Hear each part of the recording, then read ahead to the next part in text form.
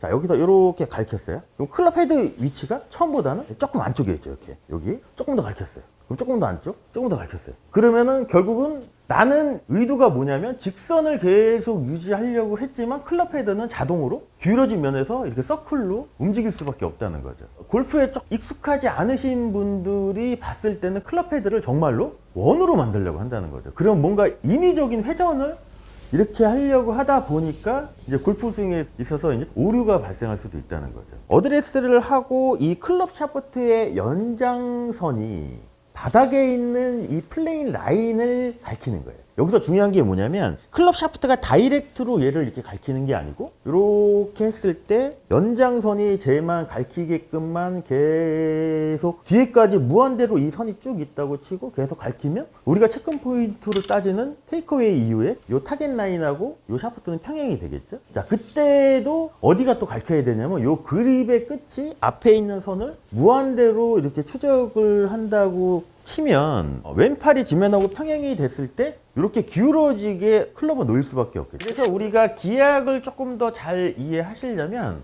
첫 번째 요 플레인의 기압에 대해서 좀 이해를 하면 좋을 것 같아요. 자, 플레인이라는 게 면이잖아요. 근데 골프에서 필요한 면은 이렇게 직사각형이지만 지면에 이렇게 수직도 아니고 수평도 아니고 이렇게 기울어진 경사면에 이 면이 필요하거든요. 요 면 안에서 바닥에 있는 요 선이 타겟 라인하고 맞을 수도 있고 틀릴 수도 있어요. 그러면 요 면 안에서 클럽 헤드는 이렇게 서클로 움직이겠죠. 그러려면 우리가 요 면에 대해서 이해를 해야 되는데 이제 책을 조금 더 이제 잘 보시려면 용어 정리가 조금 필요해요. 요 바닥에 있는 요 선이 플레인 라인이라고 정의를 하고 이렇게 기울어진 이렇게 요거를 뭐냐면 플레인 앵글이라고 표현을 하거든요. 플레인 앵글의 영향에 따라서 나는 동일한 동작을 하지만 다르게 클럽이 움직이게 보일 수도 있다는 거죠. 요것만 이해하시면 될 것 같아요. 그래서 클럽 샤프트는 결국은 처음에는 요 바닥에 있는 요 선을 이렇게 따라갔다가 얘를 다시 만나야 돼요. 이렇게 기울어진 경사면이 있죠. 그럼 요 안에서 클럽은 서클로 움직여야 돼요.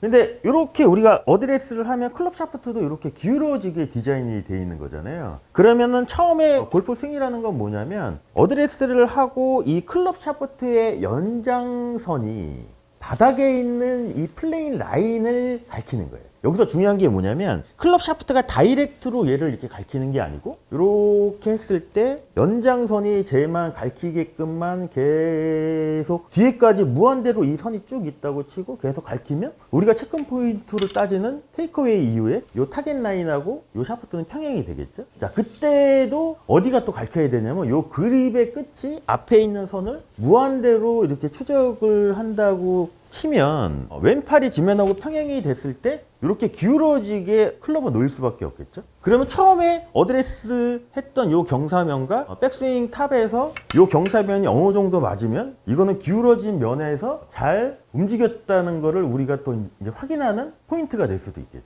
네, 샤프트하고 헤드는 붙어 있잖아요. 그러면 내가 이 클럽 샤프트 연장선이 직선으로 계속 가리키려고 하면 제가 여기서 천천히 한번 해볼게요. 자, 여기서 이렇게 가리켰어요. 그럼 클럽 헤드 위치가 처음보다는 조금 안쪽에 있죠. 이렇게 여기 조금 더 가리켰어요. 그럼 조금 더 안쪽, 조금 더 가리켰어요. 그러면은 결국은 나는 의도가 뭐냐면 직선을 계속 유지하려고 했지만 클럽 헤드는 자동으로 기울어진 면에서 이렇게 서클로 움직일 수밖에 없다는 거죠. 골프에 좀 익숙하지 않으신 분들이 봤을 때는 클럽 헤드가 이렇게 직선으로 움직이지 않는다는 거는 보이잖아요. 그럼 그런 분들은 또 어떻게 생각하냐면 클럽 헤드를 정말로 원으로 만들려고 한다는 거죠. 그럼 뭔가 인위적인 회전을 이렇게 하려고 하다 보니까 이제 골프 스윙에 있어서 이제 오류가 발생할 수도 있다는 거죠. 근데 자, 한번 봐보세요. 다시 한번 보여드리면 저는 어떻게 생각할까? 이걸 회전이라고 생각 안 하고 계속 샤프트 연장선이 가리키는데 내 몸이 얘를 가리키는데 방해만 안 할 정도? 근데 여기서 제가 여기를 이렇게 가리켜야 돼요. 그럼 연장선이 가리키려면 우리 몸은 어떻게 돼야 되냐면 척추를 중심으로 오른쪽은 공에서 멀어져야 돼요. 그러면 왼쪽은 어떻게 될까요? 이게 뭘까요? 오른쪽이 공에서 이렇게 라인을 지키는데 이렇게 멀어질 때 왼쪽이 가까워지면 제3자가 봤을 땐 이게 뭘로 보일 수도 있냐면 회전으로 보일 수도 있다는 거죠. 우리 몸의 움직임도 사실상은 어떻게 움직이냐면 내가 얘를 이렇게 돌리는 게 아니고 사실상 그러니까 공이 이렇게 있고 공을 중심으로 이렇게 수직으로 이 라인이 이렇게 있으면 오른쪽은 백스윙 과정 속에서는 공에서 멀어지는 직선의 움직임이 되는 거고 왼쪽은 공에 가까워지겠죠. 그럼 여기 다운스윙에서도 마찬가지죠. 자, 여기서도 요 클럽 샤프트의 연장선이 얘를 계속 가리키려면 어떻게 돼야 되냐면 요번에는 백스윙하고 반대로 오른쪽은 공에서 계속 가까워져야 되지만 왼쪽은 공에서 이 라인을 중심으로 멀어져야 돼요. 이게 결국은 다운스윙에서 필요한 회전일 수도 있다는 거죠. 근데 보통 골퍼들은 이걸 어떻게 생각하냐면 정말로 직선의 움직임에 의해서 회전이 만들어져야 되는데 정말로 회전으로 만들려고 하니까 문제점이 많이 생기겠죠. 그래서 백스윙 때 정말로 회전으로 만들려고 했을 때 대표적으로 나오는 그 현상이 뭐냐면 스웨이예요.